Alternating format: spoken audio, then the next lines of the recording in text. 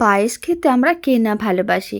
আর এখন কোনো শুভ অনুষ্ঠান থাকলে বা জন্মদিন থাকলে এইভাবে একবার পাকা আম আর ছানার পায়েস বানিয়ে দেখতে পারেন। খেতে এতটাই ভালো হবে যে যখনই পাকা আমের সিজন হবে বা বাড়িতে পাকা আম থাকবে এই পায়েসটাই বানাতে মন চাইবে। প্রথমে দুটো পাকা আমের সাইডের স্লাইসগুলো নিয়ে নিয়েছিলাম তুলে, আর খুব ভালো করে পেস্ট করে আমের পাল্পটা রেডি করে নিলাম। আর এদিকে একটা প্লেটের মধ্যে বেশ কিছুটা পরিমাণ ছানা নিয়েছিলাম। ছানাগুলোকে হাত দিয়ে ভালো করে মেখে এইভাবে ঝুড়ো ঝুড়ো করে নিতে হবে। এখানে 200 গ্রাম ছানা নিয়েছিলাম। এখন ছানাগুলোকে এক সাইডে রেখে দিয়েছি। কড়াইয়ের মধ্যে দিয়ে দিলাম আমের পাল্প। পুরো আমের পাল্পটা দিয়ে দিলাম, আর আমি দিয়ে দিলাম চিনি। এখানে 50 গ্রামের মতন চিনি দিয়ে সমস্ত কিছু খুব ভালো করে মিশিয়ে নিতে হবে। মিশ্রণটাকে 4-5 মিনিট ভালো করে ফুটিয়ে নিয়েছিলাম। এবার আমি মেখে রাখা ছানাগুলো খুব ভালো করে দিয়ে দিলাম, আর ভালো করে মিশিয়ে নিতে হবে।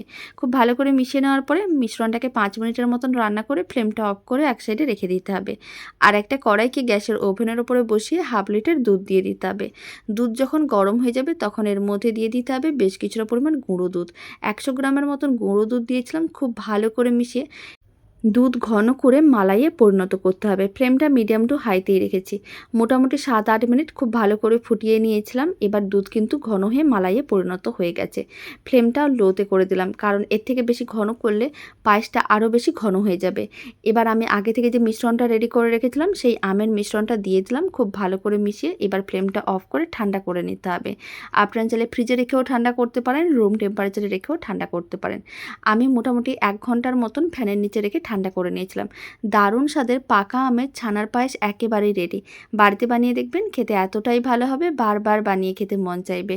আর রেসিপিটা আপনাদের কেমন লাগলো কমেন্ট বক্সে জানাতে একেবারেই ভুলবেন না। তো চলুন ভিডিওটা আমি এখানেই শেষ করছি।